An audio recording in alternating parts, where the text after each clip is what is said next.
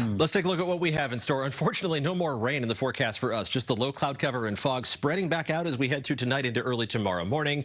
A mix of clouds and sunshine once the fog backs up to the coast, but it is going to be breezy during the afternoon tomorrow, and then a warming trend kicks in. Beginning Thursday, most noticeable by Friday and Saturday. Not record warmth, but several degrees above average. Let's check out Futurecast and keep an eye on the cloud cover as the fog expands into the inland valleys to start the day tomorrow. But while it's going to be thick again to begin the day, allow some extra time for the morning commute if you can. It's going to back up pretty quickly, and then we'll just see clouds farther up in the atmosphere floating through. A little change in the wind direction and kind of a change in the air mass is going to allow us to be mostly fog-free to start the day on Thursday. I still think there'll be some out there, mainly along the coast and inside the bay, but not as widespread, not as dense as what we've seen the past couple of mornings. And the rain-free pattern continues, not just for the 7-day forecast, but we have a new 6 to 10-day outlook from the Climate Prediction Center. Significant chance of below-average rainfall. And in early April, below average basically means next to zero, not just for the Bay Area, but for most of California, Nevada, and Utah. And a similar trend in the 8 to 14-day outlook, which takes us all the way through April 12th.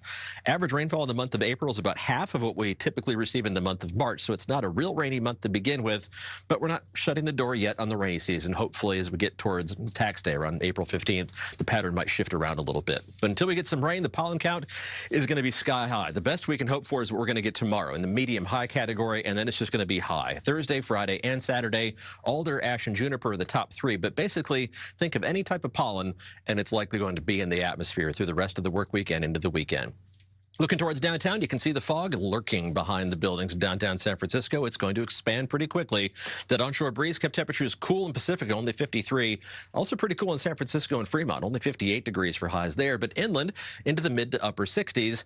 Knock a couple degrees off those high temperatures inland for tomorrow. Right now, we're seeing a mix of 50s and 60s on the current temperature map. It's not bad out there this evening, but there is a noticeable breeze along the coast and inside the bay. Temperatures tonight are going to drop down into the 40s. This is normal for late March.